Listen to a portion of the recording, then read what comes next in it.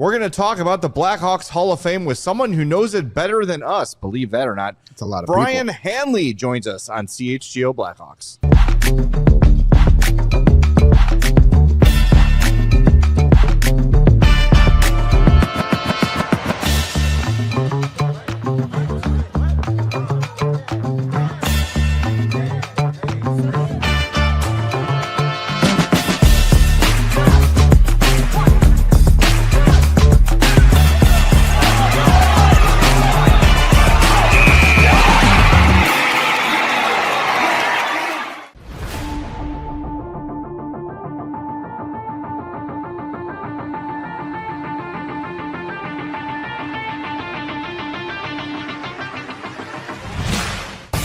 Happy Friday. Welcome into the CHGO Blackhawks podcast. I'm Jay Zawaski. That's Greg Boysen. Chloe Thiel is here running the show.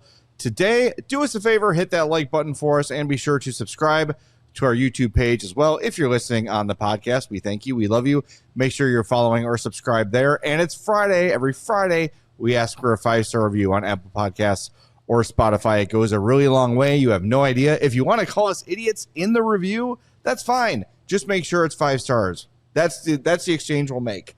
5 stars, Jay's an idiot and fat. Period. Send. Done. Thank you. All things factual. I'm not arguing. Thank you. Later in the show, we are going to talk to one of my favorite people in the world, Brian Hanley. Covered the Blackhawks for the Sun-Times. He was on Sports Channel. He was on Fox Sports Net. Always all the kinda, sports. Yes, he was always covering the Hawks, especially during my prime years as a Hawks fan. I got the opportunity to work with Brian at the Score for many years after that, so he's going to join us, give his insights on the Blackhawks Hall of Fame, and that's what we're going to do today. I know I got to share some of my votes when this first came out. Mario and I talked about it, had some time to reflect on it. We got our official media vote yesterday.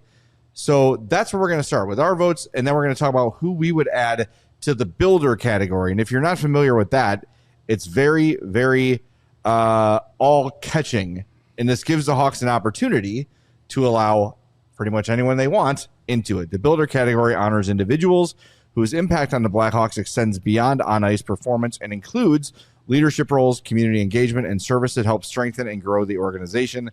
So we'll tell you our nominees there first. Greg, since you have not had a chance on this show to talk about the Hall of Fame, I want you to present your nominees first.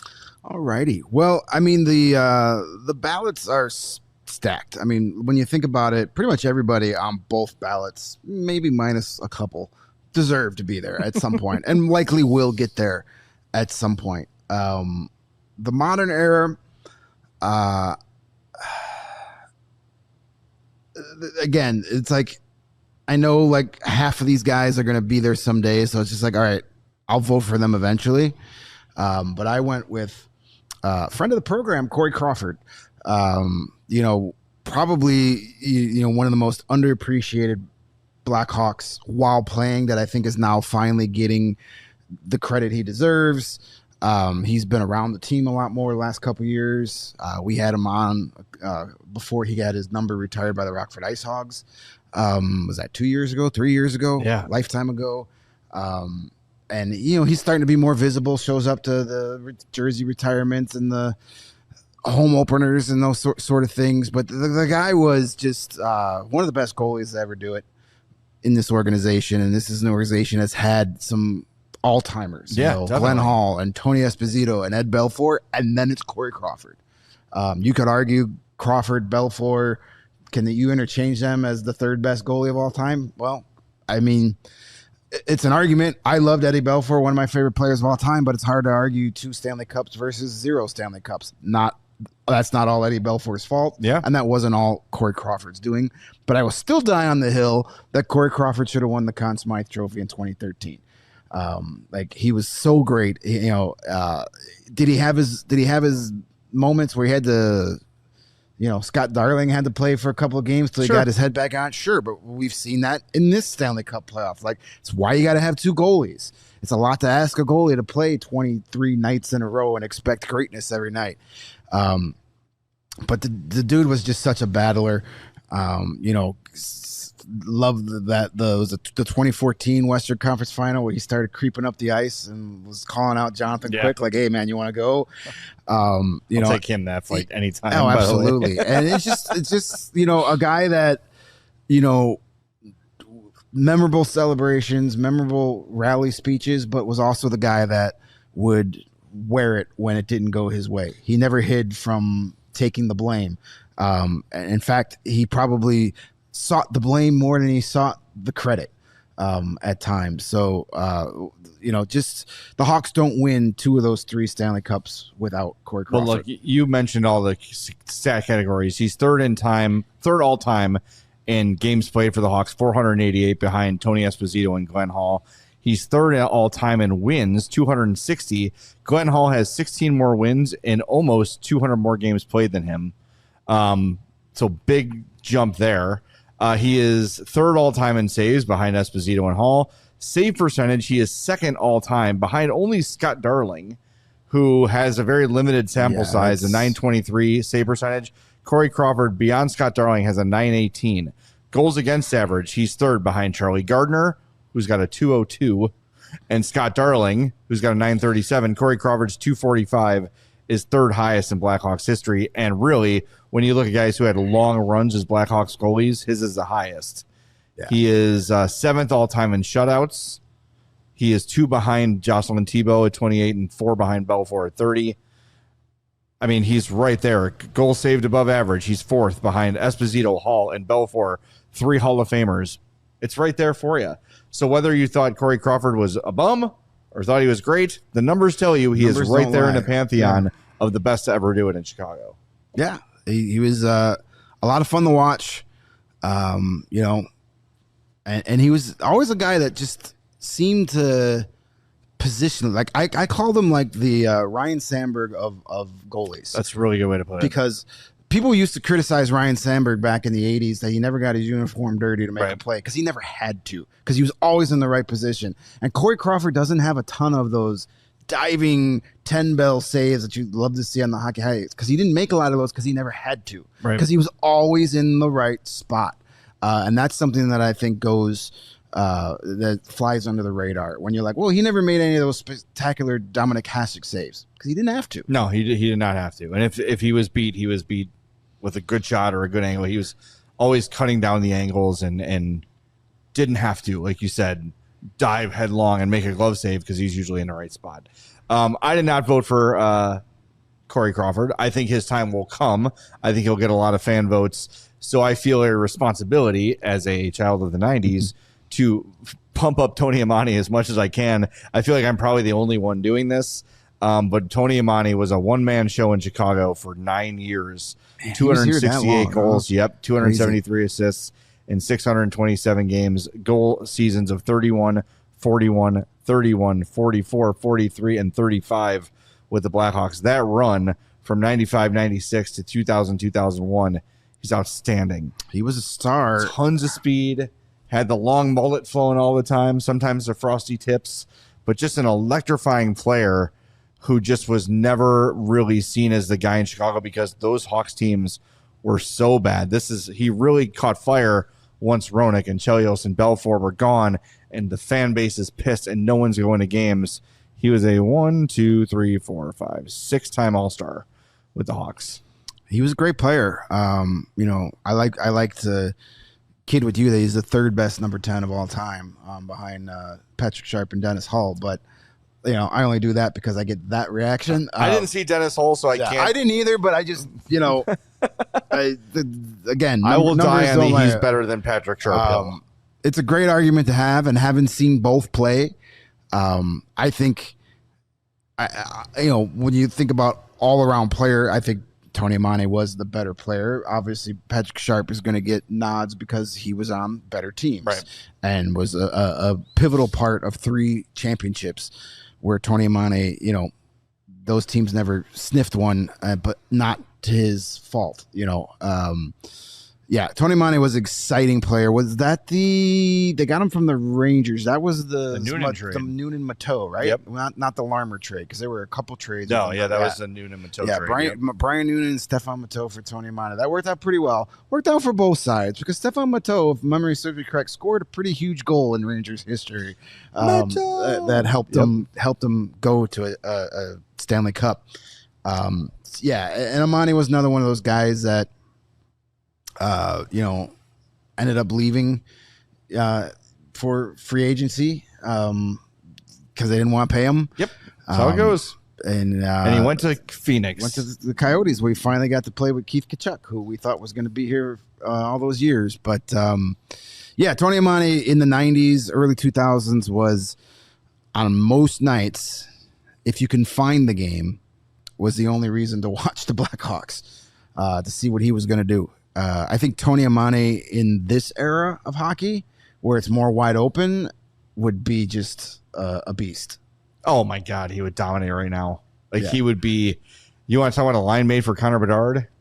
Yeah, I mean he would be perfect. He would be one of the best players in the game in today's NHL, based on just how they've opened up the game. Back in the 90s, you had the New Jersey Devils with the neutral zone trap, and they just basically interfere and hold you the whole game and wouldn't let you get up the ice. Totally different game, where if he was allowed to play on more under the rules of today that encourages transition play, he would have been even better. It's funny we're talking about him today too. A couple days ago, his sister Kelly Amante Hiller sang the 7th inning stretch at the Cubs game. She is the women's lacrosse coach at Northwestern. There you go. It's been doing that for a long time, and I know it's crazy. I remember when Tony Amani's kids were born and his son played at BU, Ty Rocco Amante. That's what Mario should have done, by the way. Ty Rocco Pirabassi, something real Italian and on the nose. I love the guy, and I know he's not going to get the votes, but I loved watching him play. He was a reason to tune in. Maybe the only reason to tune into and Bob Probert would punch people every now and again. I mean, and those stints when Eric Daze was hurt, he was the only reason to tune in. There are quite a few of those. His year where he scored 47 goals. This Hawks roster is not good. No, they were not good. He led the team in scoring at 84 points. Yeah. Steve Sullivan he had 84 was second. Points on a team that scored 88 goals. Yeah, seriously. Steve Sullivan, 64 points. Alexei Zhamnov, 60. Doug Gilmour, 56 points in 63 games. He was better here than I remember. It's just the teams are so bad. Yeah, Michael Nylander, Boris Mironov, Eric Daze, and now it starts to drop off. Dean McCammond. Number 19. Anders Eriksson. Ugh. Brian McCabe was good. Traded him for Alexander Karpatsev. Good move. Sylvain Cote, Joseph Marha, J.P. Dumont, 34-year-old Bob Probert. I always thought J.P. Dumont was going to be a guy. He actually had a decent career. Buffalo and then Nashville, but I thought he was going to be a guy here in Chicago. I thought he was this is the guy that's going to, that's the guy we've been missing. And that didn't work out. Kevin Dean was on that team. There you go. J.Y. LaRue, Dave Manson, Michael Groshek. Another one we thought was going to be great. There's a lot of those.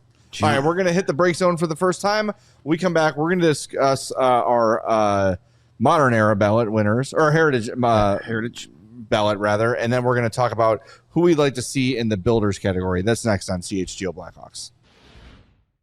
Summertime in Chicago is just around the corner, and a season full of red line runs, 120 start times, and Bridgeport baseball is on deck. And right now at Bet365, it's the perfect time to prepare for Chicago's perfect season. Thanks to their Bet $10, get $150 in bonus bets offer.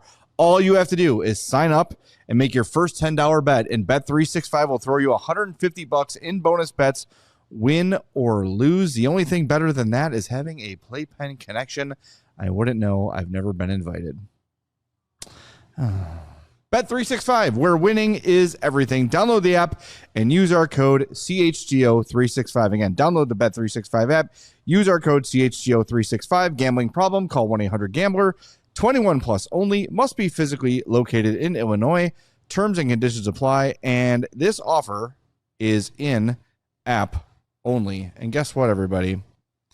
the World Cup is coming, and you're going to want tickets, and it's going to be electric to be there.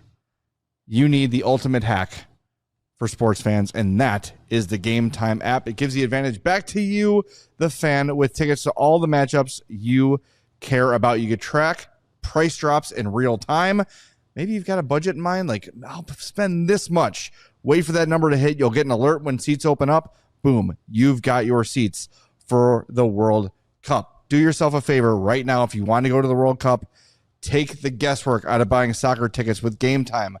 Download the Game Time app, create an account, use our code CHGO to get $20 off your first purchase. Again, that's code CHGO for $20 off after you create your account at Game Time. Terms apply.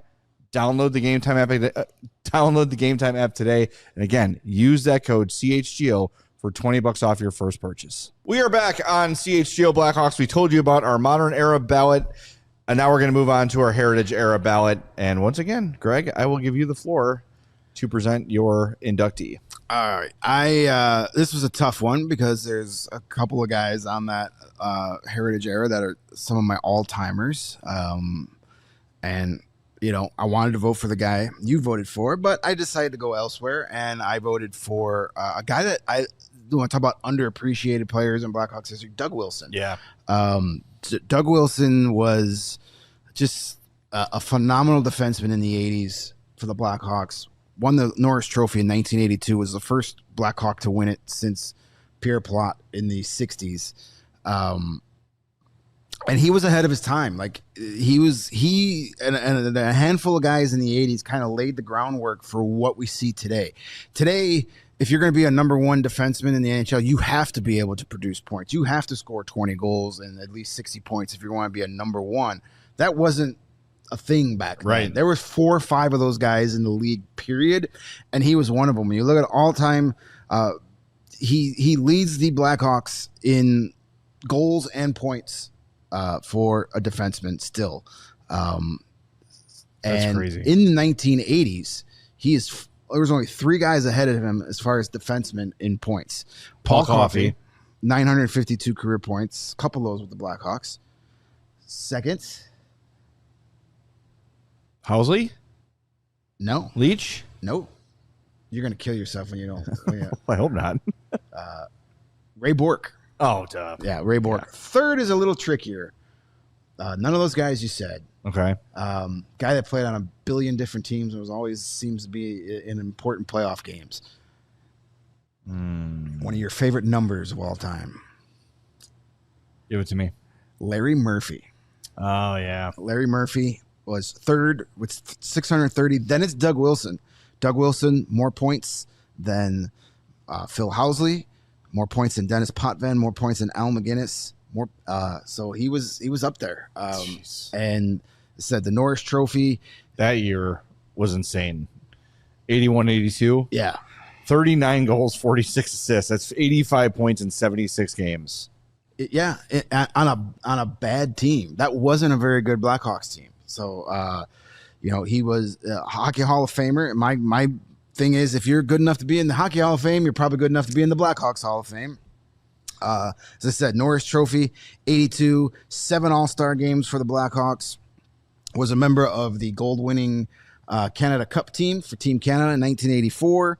As I mentioned earlier, career goals and points by defensemen. Nobody's done it more than the Hawks. And he led all Blackhawks defensemen in scoring for 10 straight seasons. And the first captain of San Jose Sharks. Not that matters for this, but, And great hair. His hair alone should be in the Hall of Fame. If you're not going to put all of Doug, just put his hair there. Yeah. Like the Simpsons episode with Snake's hair goes on Homer's head. Yes. Just do that. But great player, and then it had a long run as a really good executive. I'm kind of surprised Doug Wilson hasn't somehow returned to the Blackhawks organization in some way, shape, at least or form. just to see him. Yeah. I know he was having some health stuff, but I think he kind of put it out there about a year or so ago that he wants to work again. So I'm kind of surprised he hasn't been put in the fold here. That's my vote. Good old number 24.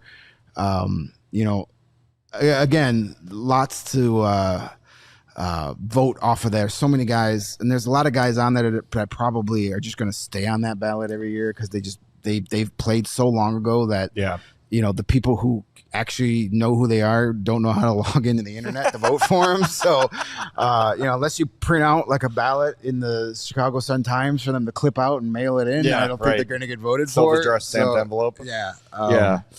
No, I mean, look, that's a good vote. And I know we've all used this sort of thing where there's guys that we think might have their numbers retired on the modern era. Obviously, Brent Seabrook's going to have his number retired. It already is, technically. And they'll do that for him. I think Corey Crawford has a chance, but maybe not. And I have the same idea with the Heritage ballot. Like, Jeremy Roenick's my all-time favorite Hawk. But I think eventually he might get his number retired. Remember a couple years ago they told Lucas Reichel, like, you might want to change from 27? Yeah. It's just a matter of if JR can stay out of his way long enough, his own way, to get in there. It's hard to do sometimes. So with that, I went with Eddie Belfour. And I think that number 30 should be retired. Look, if Spencer Knight puts together a great career and wins a cup here, then maybe you have a dual retirement there with 30. That's way in the future, so we'll get to that then. But just in terms of, as I talk all the time about Jeremy Roenick being like a rock star, Eddie Belfour was that too. And he was everything that Hawks group embodied. They were brash, they were confident, they were feisty, they played over the line all the time, and Eddie Belfour was no exception. Not to mention, he was just an awesome goalie. Just great, a little bit unconventional, used the butterfly, but he left his net a lot. Good puck handler. Sometimes you get himself in trouble with that, but as any good goalie that leaves the crease to play the puck does. Pre-trapezoid days. Yeah, he would go way out, along the boards. Go in the corner and get the puck. He'd give you a heart attack, but he was good at it, and it kept him. He's the kind of guy that kind of needed that juice to stay in the game sometimes, and that's how he would stay engaged, and he was just awesome. And he kept these Hawks teams, especially later in his career with the Hawks, as the team started to not be quite as great, probably made them better and had them go farther than they would have without him. Absolute difference maker. And just to me, he's iconic, right? Like, our generation now, me and you, we're middle-aged at this point, right? I'm 48. You're younger than me. Not by much. But these are the guys we grew up watching. And I think a lot of times when you think of the iconic Blackhawks, it's the guys from the 60s. It's Hull. It's Makita. I'm almost 50, and I never saw those guys play. I never saw Tony O play. I never saw Dennis Hull play. But Belfour, Chelios, Roenick, those guys, that's where my hockey fandom was grown and built. And right at the forefront of that was Eddie Belfour. I think he absolutely deserves it. And I think he's actually, when you look at this list, I think this year is probably going to come down to him or Roenick. Probably. And I would imagine that whichever one wins it or doesn't win it this year will win it next year. So I think they're both in. I'll keep voting for Doug Wilson until he gets in. I will too. Once those two are in, he's got my vote. And Ed Belfour was really one of the first to kind of have the unique, personalized masks. Where and an awesome one. Yeah, still the best. Iconic. It was so good that wherever he played, he just changed the color. It still had the double eagles on it. And Eddie Belfour was actually my first ever Hawks jersey that I got with a player and a name on the back was a 30 Ed Belfour. I had a plain one as a kid, and then when I finally was able to pick a player, it was Ed Belfour. It's a good one. Starting my long tradition of picking player jerseys who eventually get traded in the near future. Oh, when was that? How long before? I got a good 3 or 4 years out of that. It wasn't It wasn't like when I got the Chelios jersey. He was gone like in 6 months. Yeah, I got the Chelios jersey after Belfour was gone, and it was yeah. They wouldn't let you swap it for an Anders Eriksson. I didn't want to. No, good move by you. Well, and then with different number. Eriksson was number 8. I could have got a Lyle Oldline jersey. You don't want to do that. All right, let's talk about the builder category here. This gives the Hawks a lot of flexibility to do what they want to do. Troy Murray deservedly got it last year. Blackhawks alum, obviously a great Blackhawks player, Calder Trophy winner, leader, all that. But then the broadcasting, the alumni situation, Troy Murray was a no-brainer for the first builder of this. Where are you headed? We don't get a vote on this. There's no fan vote. There's no media vote. This is the Hawks can either opt to do this or not. I would assume with it being the second year of their Hall of Fame, they're going to. Who are you going with on this one? There's so many guys to choose from, but I think if you're going to go with importance and really helping the Blackhawks become a brand, it's got to be Pat Foley. Yeah. You know, he was, again, you want to talk about guys that we attach. I mean, he's the voice of Blackhawk hockey for most of my life. And, you know, called so many great moments, and just a guy that to this very day, you know, they bring him back for these centennial nights and these jersey retirements for a reason, because he's beloved, but he loves this organization. He loved these players and this team. You know, it's just, to me, if you're the next one, and there are a ton of worthy candidates, we'll talk about a few of them, but it's got to be Pat Foley. I mean, nobody else, I think, should get that honor ahead of him. The only people I would think would maybe get it ahead of him would be Wirtz's. And it feels like they're probably not going to put themselves in the team Hall of Fame. Yeah, I mean, you're already the owners. Yeah, I mean, you can just put a Wirtz wing in there and put everybody's picture up. But, like, right. I mean, yeah, that might not fly over well. I can't imagine. Like, if you want to do it, you do Rocky, because he's beloved. Like he brought 3 Stanley Cups, but can you imagine what the general public reaction is if you do Bill Wirtz? Yeah, I don't think that's gonna. I mean, guys our age will not be happy about it. The guy booed during his moment of silence. Yes, like the day after he died. Yeah, that's not gonna go over great. Mike North played "Ding Dong, the Witch is Dead" to start his show that day. Right. So you want to honor Rocky because he turned this organization around and won 3 cups and everybody loved him. Fine, but yeah, I don't know. I mean, they technically are the builders of this organization, but yeah, you know, that kind of goes without saying. Yeah, like you don't. Yeah, I don't think they need. Everybody knows who the Wirtz family is. You don't really need to have them recognized. I don't think so either. They're the ones that paid for the Hall of Fame. We're good. Yeah, I agree with you on Foley. I think that's who it should be, and if they do win this year, it probably will be. But I want to give a special mention to my guy Harvey Wittenberg, PA announcer for the team from 1961 to 2002. He is still at every game. Sharp as a tack. He is a walking encyclopedia. We actually got to talk to him. I actually got to talk to him the night that Glenn Hall died this year. I'm like, can you give me like 5 minutes on Glenn Hall? Absolutely. Put the mic out there, and he just went. I didn't have to ask him anything. He just knew this day, this thing happened. Like, he is a walking encyclopedia of knowledge, and Harvey is an older gentleman. And I think that these things are important, that while people are still here to be honored, they get to have that honor, you know, and to witness it. And I think that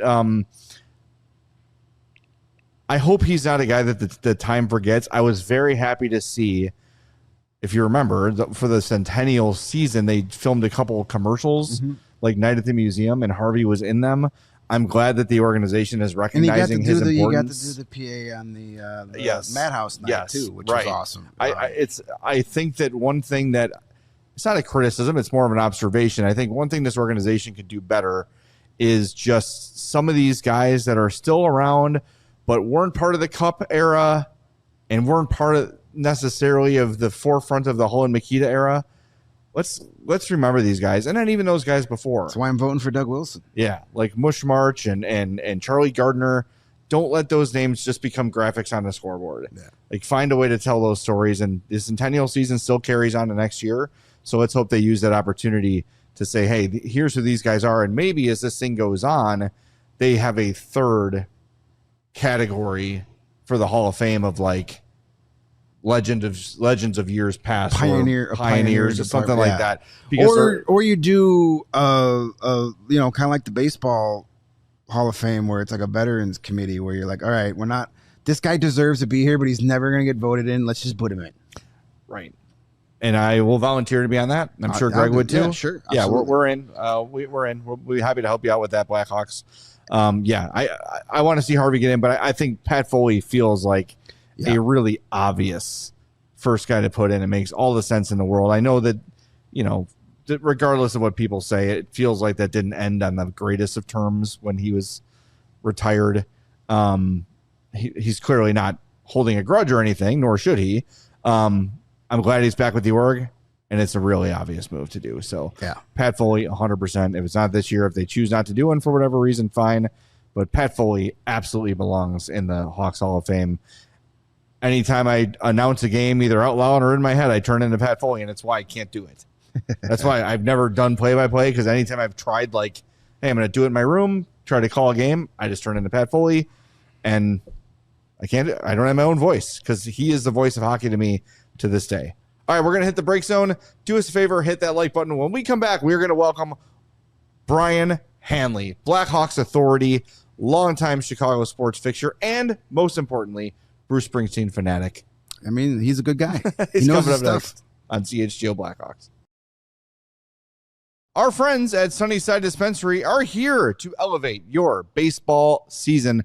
Sunnyside is your home for judgment-free shopping. They've got a massive selection with over 100 different strains to choose from at any given time. They've got easy online ordering, easy in-store pickup. Wherever you are in Illinois, it's easy. Sunnyside has a location for you as far south as Champaign, as far north as South Beloit. Stop in the store nearest you for expert guidance from their staff. The people at Sunnyside are so helpful. They are so informed. They are so knowledgeable. You walk in there and say, I can't sleep, and I want to sleep, but I don't want to feel any other way. I just want to sleep. Bet, as the kids say. Here you go. This is what you need. Boom, you're in, you're out. Head to their website for only the best under the sun, including 50% off your first 3 online purchases with our code HICHGO. Use that at checkout to qualify. Sunnyside Dispensary, only the best under the sun, only for 21 plus or Illinois MedCard holders and friends. Summer is right around the corner. So whether your AC stopped working, you're dealing with a clogged drain, or you need an extra outlet installed, Four Seasons has you covered for all of it. Call Four Seasons now for a complete AC tune-up for just $89.95, backed by a 1-year no breakdown guarantee. Now, this offer is limited time, so act now. Schedule your tune-up today. If you're thinking about upgrading, now's the best time. During their spring savings event, Four Seasons is offering up to 72 months of interest-free financing, along with up to $4,000 in rebates. Plus, they'll beat any competitor's offer by up to $1,000 guaranteed. So for all your cooling, plumbing, and electrical needs, you know who to call. For all the right reasons, it's 866-4SEASONS. Visit fourseasonsheatingcooling.com for all their special offers and money-saving coupons. Again, visit fourseasonsheatingcooling.com or call 866-4SEASONS. Joining us now on CHGO Blackhawks is longtime Blackhawks reporter, my old colleague at 670 The Score, and honestly, when I was a young Hawks fan, Brian Hanley is the man I wanted to be as a kid, because he had all the scoops, he had all the information. And Brian, I don't know if I ever told you this, when you'd be hosting on The Score, when you were in the part-time role, I would always call and hang on for hours to be like, are the Blackhawks going to make any trades? And you'd say, I don't know. And I'd say, okay, great. And I would hang up and then wait for the next time you were coming on. Yep, that was me. You hung on for hours? I didn't even know we had that many callers. Yeah, I think I hung on for an hour and a half. I think part of it was because I wanted to talk about the Hawks. That certainly played a role. Oh, yeah. And Ron Gleason probably said, we don't want to talk about hockey. Right. I would not relent. Hey, I do have a scoop for you. Bears, my sources are telling me the Bears will play Gately Stadium in a few years. So great. Run with that. Yeah. See? Still more convenient than Soldier Field. Yeah, exactly. Probably a better parking situation. Better playing surface, too, probably. Yeah. Well, I can always say that the Bears played where I played. I played a couple games there when I went to St. Lawrence against Mount Carmel. Oh, there you go. Oh, that is a rough. It's like playing on painted concrete. Yeah, it's rough. There's a lot of semi-pro games there, right? I think Tim Weigel, my mentor, played there with a semi-pro team. So that's cool. I did not know that. Yeah, it's still going. As far as I know, there's still games going on there. So yeah. Well, we'll see if the Bears settle in. They got to find somewhere. Yeah, I was Tim's first intern. He didn't have an internship program, and I kept writing him letters and calling him, and I finally just broke his will and his spirit. And he said, all right, come on down. We'll find something for you to do. And he and Al Lerner couldn't have been nicer to me, even though I would just basically run to get lunch and then go out on live shoots with him. And eventually, when I got a job at the Sun-Times, Tim wrote me a nice letter of recommendation to Medill. I probably didn't get in without that. And then we became buds. He would pick me up outside the Sun-Times building at like 11 o'clock, 11:30 when I was an editorial assistant, a copy kid. And we'd go out and close blues bars until 4 in the morning. So we had fun. That sounds great. Yeah, I started my career as Dan Jiggett's food runner. There you go. It was always, maybe it's free, maybe it's not. We'll find out when we get there. So, anyway, let's talk some hockey. And before we get into the Hall of Fame ballot, which is the reason we had you on, the modern era ballot, the heritage era ballot, and then the builders category that the Hawks kind of have created to allow some flexibility for players like Troy Murray, who certainly deserve it. Take a lot of our audience, Brian, is from like the recent Cup eras and before. Just if you can summarize the Bill Wirtz era of the Blackhawks, right? Like, and I know that's a long era, but let's just say the 90s and the 2000s. Can you paint a picture for Hawks fans of what it was like to be a fan then and also to cover the team then? Well, it's interesting because Bob Murray's on the ballot, right? So, and I came to know Bob when he ostensibly was the general manager in the 90s, although Pulley was, actually pulled all the strings, no pun intended. And so Murph, who was tenacious as a player, was the same personality as a GM. And I'm trying to remember how many general manager press conferences, firings, and hirings I went to.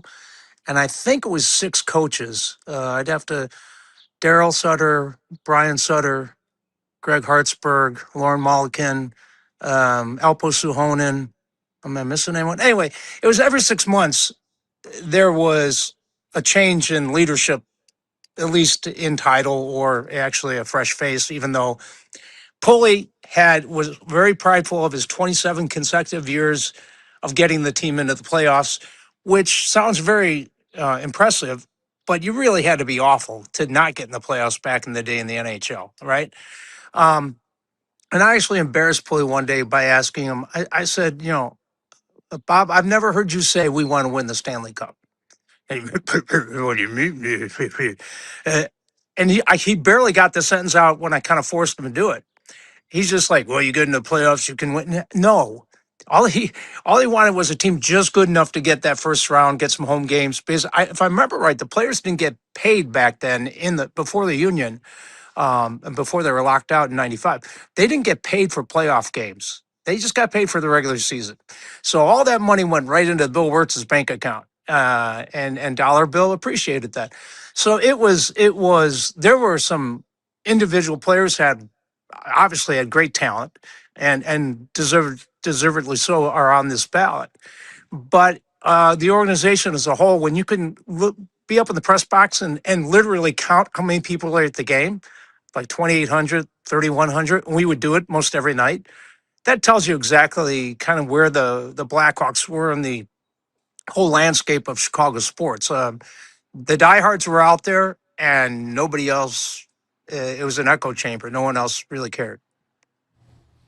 Yeah, it seemed, the 90s was really when I fell in love with the team and the sport.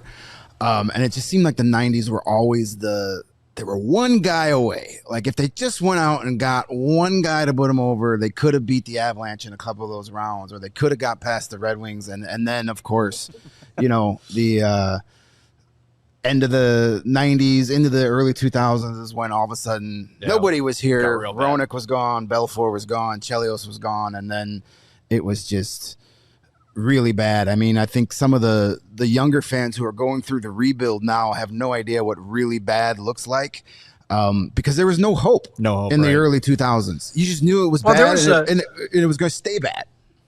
To your point, Greg, the night they were going to get Brett Hall as a free agent, right?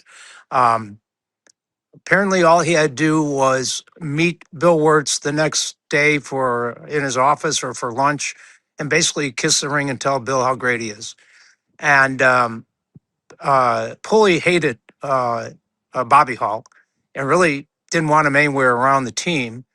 But he, that was the one player. If they'd got Brett Hall in his prime, maybe they had enough talent around him to actually make some noise. He doesn't show up for the meeting. And I remember being on the phone with Doug Gilmour's agent telling him that they're going to sign your guy. And I love Doug. I mean, he was a wonderful guy, but he was certainly not Brett Hall in his prime. And it was just that type of dysfunction where, you had to, Brett Hall had to play the politics of it, chose not to for whatever reason, and ended up, winning Stanley Cups elsewhere. that was always like you said, they had talent and they had high caliber talent, but they didn't have the superstar talent times 2 or 3 that you need to win a Stanley Cup. Brett Hull. Every summer there was a guy I worked with. This is the year they're getting Brett Hull or Keith Kachuk. It was those two guys. Every summer, Hawks are getting, you hear? Hawks are getting Kachuk, and it never happened. Well, I remember that night. It was about midnight when I knew I was told the Doug Gilmour is going to be signed, and I remember it because the Tribune had the headline the next day was Brett Hull is coming to the Blackhawks, and I had Doug Gilmour coming to the Blackhawks, and might have been the only scoop I had, but I had it.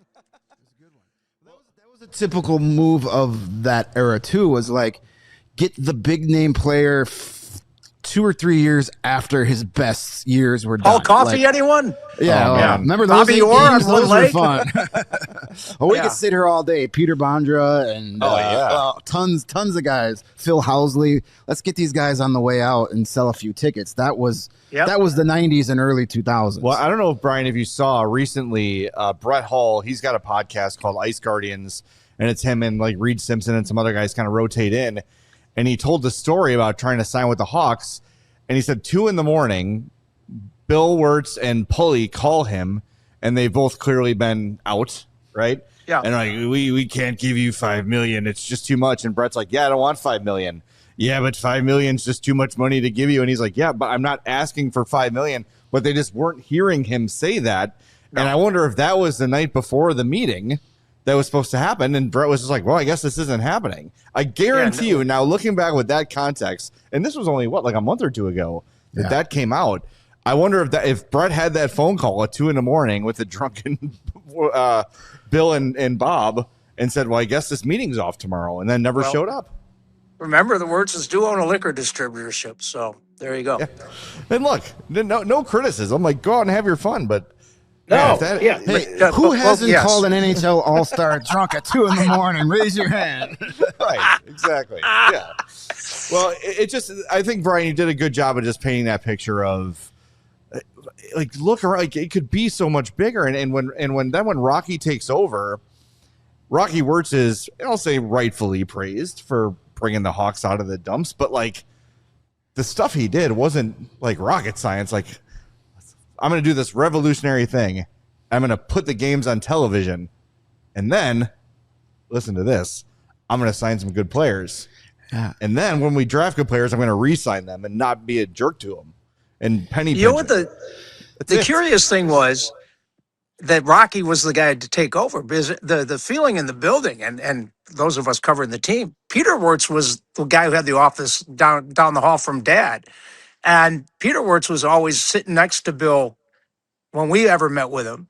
And Peter Wirtz, only in the NHL can you own the Blackhawks and also have an interest, financial interest in the Rangers and the Red Wings. So Peter Wirtz was working actually with the Red Wings, like learning all the business aspects of it. So everyone assumed that Peter was going to be the guy that take over. And I actually think had that conversation with Peter, at one point off the record, probably. So when Rocky showed up at one of those GM hirings or firings, it had to be a firing. Maybe Murph was out again. And fight Bob Murray, he was the GM. And I think he probably would have swung for the fences had he been allowed to spend Bill's money. Yeah. But instead, we're going to remember him for the guy who chased off JR and guy who chased off Chelly and the guy who, was always, when someone needed to get paid, he was the guy who had to tell him, because his bosses were telling him, no, we're not spending the $5 million. Murph was the type of guy, I remember him trying to kick down the officials' dressing room door at the United Center after one game. And in Philadelphia, we're sitting next to his suite up in the press box level, and we're right next door to it. And he's throwing furniture. I think he actually impaled like a high top chair into the wall of his suite. So, I mean, he wanted to win, but no one else in that building really wanted to win. So that's the type of dysfunction. But anyway, when Rocky showed up at that press conference, we knew we knew the name, might have even seen him once or twice, but it's the first time I heard him speak. And he got up to the podium and he said, the fish stinks from the head down, and we're going to change that. We're going to start changing that right away. And that was when Dad was still alive. And I wrote a column that, that off that, basically saying maybe there's a new dawn here on the West Side. And he basically wrote me a letter saying, hold me to those words. Now, it would be many years after the fact till they finally started doing that. But God bless, he actually went through with what he said he intended to do. That's funny, especially in contrast to what you said about Bob Holford, where you had to pin him down to say, we want to win a Stanley Cup, and he could barely get it out of his mouth. Like, it was always, even as a, teenage Hawks fan, it seemed very logical to me to say, yeah, sure, you want to get that first round ticket gate, but then you get a second round ticket gate. Then you get a third round ticket gate. Then you get a cup final ticket. And those gate. Tickets are more expensive than the first round tickets and the second round. It just. Aren't you going to make your Brett Hull back in a handful of games? You know what's better than 3 playoff home games? 12 playoff home games. Yes. But here's the thing. Before that lockout, and Bill Wirtz drove that train down the tracks to get a salary cap in the NHL. And so the United Center, the lockout lasted the first half of the season before they were officially on the United Center ice in January, whatever, when they finally settled. And there was only one owner who voted against the new CBA that had said salary cap, and it was Bill Wirtz, because there was also a floor that the minimum amount you had to spend on payroll. And he said, nobody's going to tell me how much I have to spend. I just don't want the Rangers of the world or the Bruins of the world or the Canadians of the world spending 3 or 4 times as much as I'm willing to spend. So he voted against the salary cap that he was actually trying to get all those years. Yeah. And look, and to that point, before we take a little break here with Brian, like, that's when the Red Wings were basically bringing in every star player they could. Yes. And those guys were happy to sign for a little bit less than market because they knew, it's Shanahan and Fedorov and Yzerman and Lidstrom. And like, it just was on and on and on. And Brett Hull and all these great players went to Detroit, and they were happy to do it for cheap because they knew they were going to win and they got to play with their buddies. Like, that was, when you think of like the fraternity of 90s hockey, Chelios, Hull, Yzerman, like all those guys, they just all played on that team. And it was really aggravating as a Hawks fan. And they got all the Little Caesars pizza they could eat. Well, that's a bonus, assuming that someday really. They might advertise here. I'd walk by in the press room. Very rarely did you walk by free food in the press room, but when you're in Detroit at the Joe and you saw Little Caesars sitting out there for 3 hours, no thanks. I'll pass. All right, fair enough. All right, we're going to take a short break. We'll be back with more with Brian Hanley on CHGO Blackhawks. What kind of dreams did you have when you were a kid? What did you want to be when you grew up? I want to be Brian Hanley. That's a true story. Well, if you're thinking about starting your own business, you're in luck. Shopify is the e-commerce platform behind millions of businesses around the world and 10% of all e-commerce in the United States. Shopify even powers a CHGO merch store. Get yourself a shirt like that one. Shopify has you covered with website creation, product descriptions, email and social media marketing, and more. They also have AI tools designed to help you maximize sales. If you're ready to sell, you are ready for Shopify. Turn your big business idea into with Shopify on your side. Sign up for your $1 per month trial and start selling today at shopify.com/allcity. Again, go to shopify.com/allcity. One more time. Shopify.com/allcity. And new vehicles are in store at Ray, Chrysler, Dodge, Jeep, and Ram. And this is your chance to score a great deal at their Declaration of Deals sales event. Head to Ray CDJR on Route 12 today to choose from their massive inventory of new Chryslers, Dodges, Jeeps, and Rams models. And right now, get up to $14,000 off MSRP plus 2.9% financing for 72 months on the new 2026 Ram 1500 Crew Cab. That sounds like a badass truck. And with Ray's price promise, you can shop confidently with no add-ons or hidden fees ever. The price you see is the price you pay. It is that simple. Go check out our partner today to shop one of the Chicago area's largest inventories. Find the right new vehicle for you, then drive home happy. The team at Ray CDJR is the only one we recommend. Don't miss out on their Declaration of Deals sales event. For more info, visit Ray CDJR today on Route 12 in Fox Lake or online at raycdjr.com. They've been serving in community since 1963. We are back with more with Brian Hanley, longtime Hawks reporter, my old colleague at The Score and hero, and huge Springsteen fan. Like, you guys gotta talk Springsteen a little bit. That's for part 2. We'll talk. okay. We'll talk Hey, some Springsteen. Greg, I got to tell you, I just got back from New York this past weekend where I saw Bruce and the band after seeing him at the United Center a couple weeks ago. So I'm at Brooklyn on Thursday night, first row behind the stage at Madison Square Garden Saturday night. And the high is just kind of wearing off. And I'm actually eyeing tomorrow Cleveland, thinking about hopping in the car and going. I could see that show every single night. See, and I've seen more than 100 shows over 46 years. So this is I'm only in the mid 40s, but that's why I got to get that Brian Hanley money so I can afford all these. He's got a lead on you too a little bit, but yeah, 46 years since the River, 1980 at Marquette as a sophomore. I had to pass up the United Center show this time. It just wasn't in the budget. When you're saving up for a wedding, dropping $500 for Bruce, the missus wouldn't have been too happy. I'd still be sleeping on the couch. So, not the hill I'm going to die on.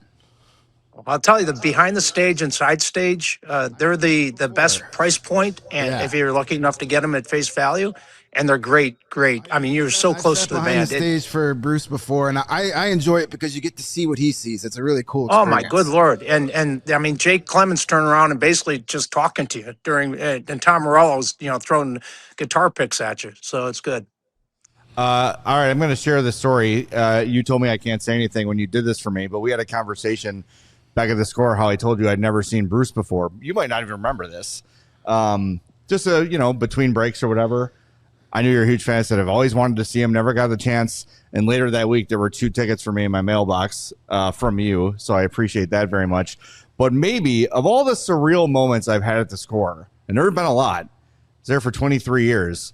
I come into work one morning and there's Steven Van Zandt sitting on the couch reading the paper with the whole head, like the head. He never leaves home in our office. In our office. And I was just like, it's 7:30 in the morning. I'm just getting off the train. I was probably asleep, and I think I did like a quadruple check. Like, is little Steven right there? He was there. He was there for an interview with the greatest guy in the world, Lynn Bramer, our old pal, and God bless him. We miss him so. And the Score and XRT being what they are, that everyone didn't have offices. So I said to little Steven and his manager, hey, you want to, hang out in our office? Feel free. And she's like, oh, that'd be great. And she said, are you going to the show? I said, of course I am. And she said, is there anything we can do? I said, well, also heading up to Milwaukee, but hey, if you could get some pit passes, I have tickets. Sure enough, in will call. Go up to Don Nelson was then the coach of the Bucks. He's behind me waiting for his tickets, and I open up the envelope and there's some pit passes. I'm like, man, this is a good week. Yeah. Oh man, that was, and it was funny to see him in the full little Steven regalia. Little Steven garb, yeah. Like he was about to go on stage, but if it wasn't that, it would have been Sylvie from Sopranos. So either way, it would have been. Well, one of my favorite little Steven stories. Now that we're completely off the rails, sorry. There was an interview. There was an interview Bruce did with Rolling Stones a few years ago, and he said that he had to stop inviting Steven over to the house because when his kids were young, they were scared of him because they thought he was a pirate, and they would like cry when he'd walk into the house. He is a bit piratey. There's no doubt about that. Well, it couldn't have been nicer. That was just one of the coolest moments ever. All right, enough fun. Let's get to hockey. Yeah, let's get to the Blackhawks. All right, so the ballot's out. Chloe's going to throw the nominees up on your screen for the modern era and the heritage era. I want to give you some votes here, Brian. Greg and I spoke before we had you on. We revealed ours. So what are you thinking looking at this when you submit your online vote? We get media votes now. You don't have that anymore. I'm sorry. Yeah, take that, Mr. Pit Pass. Yeah, so I had to go online and give them my email address, and then they sent me a link. Talk about electoral valid and security. The link was going to expire in 15 minutes. I mean, why? Because I'm sitting there trying to think if Andrew Shaw should be in the Hawks Hall of Fame. But anyway, the 15 minutes, I had 15 minutes to fill out the ballot, or the link wasn't going to be, or use the link anyway. Interesting kind of group on the heritage in particular, right? I usually like my Hall of Famers to have won something, an actual title, a championship, not just individual awards. But unfortunately for the Blackhawks, for decades and better part of a century, that wasn't really going to be possible until till we got to the Stanley Cup 3 in a decade. So I could make an argument for Mush March, but most people have no idea who that is, even though he won a couple Stanley Cups with the Hawks. He actually scored an overtime game winner to clinch said cup in one of those seasons. He played 18 seasons with them, but I guess they probably want someone who'll show up too to sell some tickets, right? So I'm guessing Mush ain't going to get many votes, but I can make that case. Which brings me to Eddie Belfour. And Eddie Belfour should have and could have won a Stanley Cup or two with the Chicago Blackhawks. Back to Greg's point, you needed that one more guy, but it wasn't because of Eddie Belfour's lack of talent between the pipes, right? I mean, that guy, first off, from rookie year on, he wins the Calder Cup, and I've never saw anyone so meticulous about his equipment. He would sit there and just grind those skates in the hallway outside the dressing room till they were perfect. He knew exactly what he wanted. And I mean, he was quirky. He always reminded me of the guy who played Ernest T. Bass on Andy Griffith. But Eddie was like laser focused on his craft. And the fact that he had to go somewhere else and win a Stanley Cup wasn't his fault, right? He certainly had the talent. And when you think about top two seasons for goalies with wins in 43 and 41, three-time All-Star. He only 8 seasons here, which, again, if you paid your people, he would have been here longer. He's in the Hockey Hall of Fame, so of course he should be in the Blackhawks Hall of Fame. Yeah, he's getting my vote on the heritage side. And just for me, like the perfect age in my teens watching him play as I'm becoming a Hawks fan. He was kind of everything that the 90s was supposed to be too. That whole group was that, right? Like they're kind of, I always call them like Motley Crue on ice. They had the long hair and they're a little bit brash. And Eddie always had a stick for your undercarriage if you got too close to him, and he would fly off the handle sometimes. But there's a locker room in St. Louis that remembers Eddie Belfour was there. But you mentioned the series against Colorado, and I was at that game 6 in 1996, and that was Jeremy Roenick's final game as a Hawk. Hawks lose 4-3 in double overtime, and it's Belfour versus Patrick Waugh. But the Avalanche are so much better. He makes 44 saves on 41 saves on 45 shots, and he is just standing on his head, keeping the Hawks in the game. And it feels like 2-1 scoring chances back and forth. And finally, puck goes in, it's tipped, kind of a crappy Sandis Ozolinsh, whatever. I'm fine, I'm over it, kind of. But just to see him in person, just doing everything he can to keep the Hawks in that game and to give him a chance to win against that Avalanche team that went on to win the Cup. That's all I need to see. And look, that was towards the end of his time with the Hawks, but he was the kind of goalie that could win you a game by himself. Yeah, and I'm also against the Red Wings, right? The Hawks gave the Red Wings everything they could handle in that playoff series, and the Red Wings end up going to, I don't know how many overtime games in that series, 2 or 3. And the Red Wings end up playing New Jersey, I think, in the conference finals. Anyways, then it set up the Jersey Rangers series, right? But Eddie was standing on his head all those times. And I back to the Colorado, was that the same year that JR taunted Patrick Waugh and said, tell him to go find his jock that's hanging in the rafters? And Patrick Waugh said, tell JR I can't hear him. I have Stanley Cup rings in either ear. That was that same series, yes. The Sergei Krivokrasov series. Oh boy, yeah. That and just when you think about it, you mentioned Belfour had to move on to win his Stanley Cup in Dallas, and you think about that memorable series. Who were the two goalies?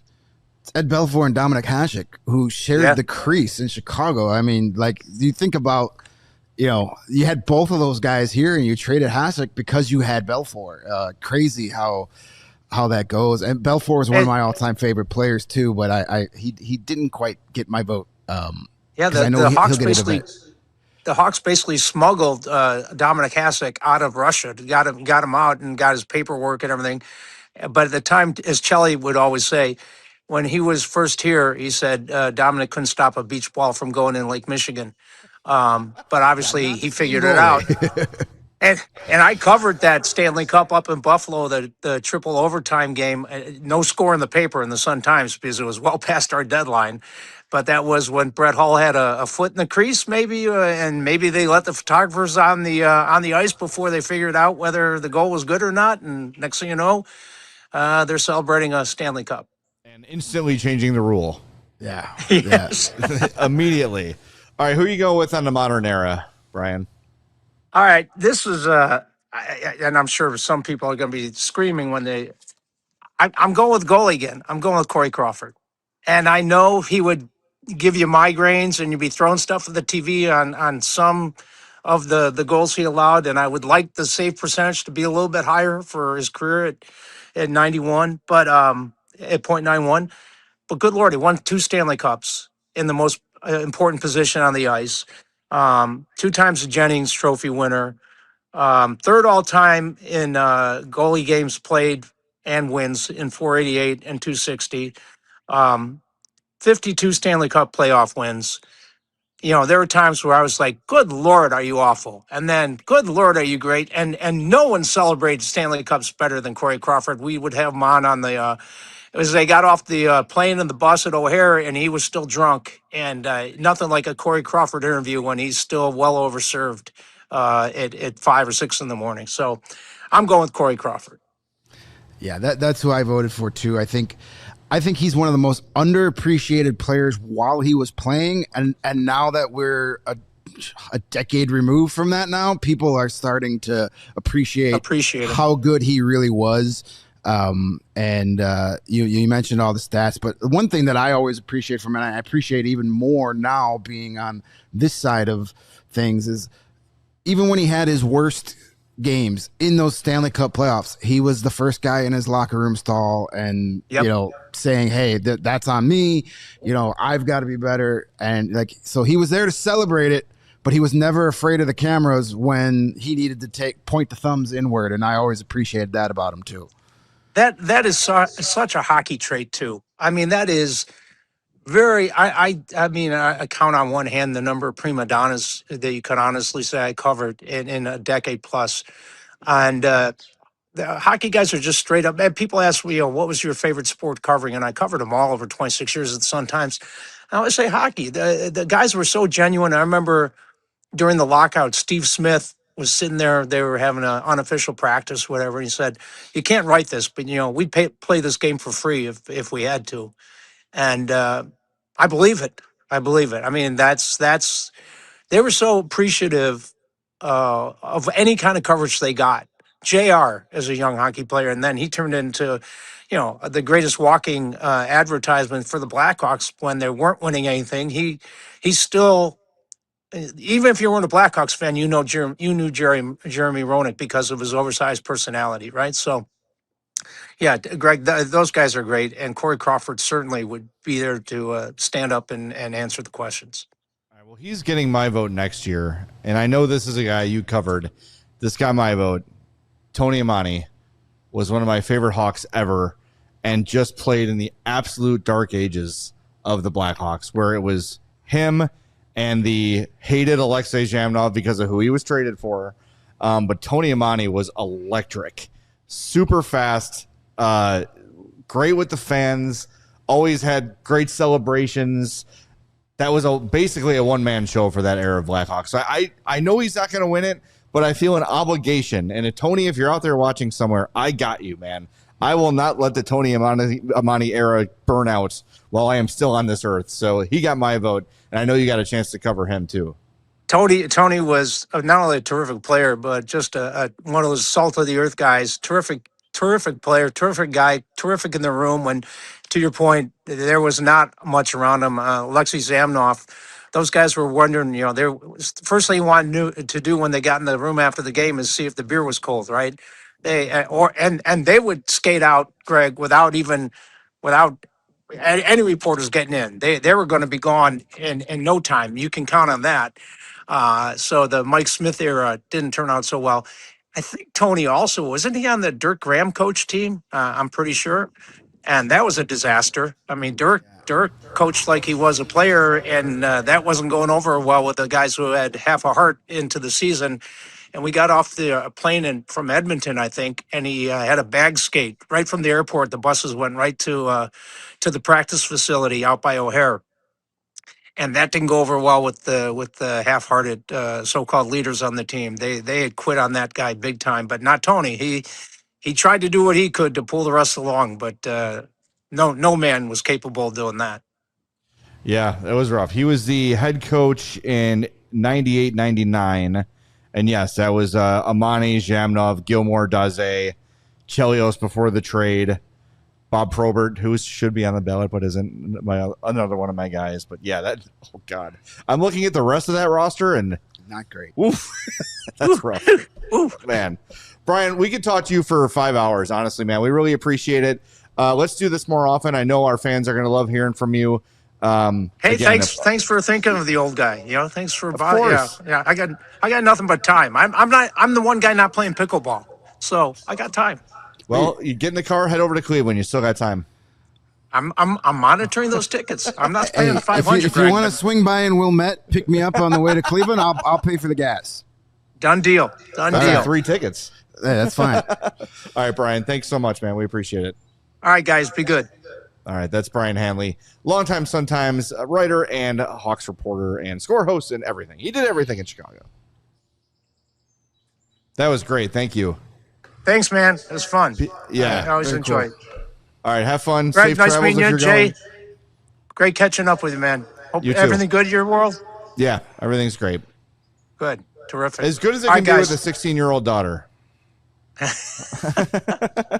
Yeah, Dustin just told me that his daughter's going to college, and I'm like, really? I remember Yeah. when she was sitting on my lap at one of the remotes, like she was an infant. Yeah, it goes Good really Lord, fast. Yeah, right. All right, I saw your Doug Buffon post too, Jay. That was terrific. Oh, You know, yeah, thank miss you. him. Yeah, Me miss him too. dearly. Every day. Yeah.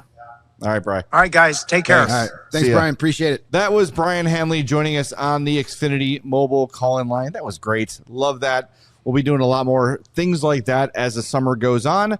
We are actually off on Monday for Memorial Day. Hope you have a great one. Hope you have a safe one. But we have a draft profile on Caleb Malhotra coming out tomorrow at 10. Beyond that, we'll talk to you Tuesday at 3 on CHGO Blackhawks. We all silly like the mayor.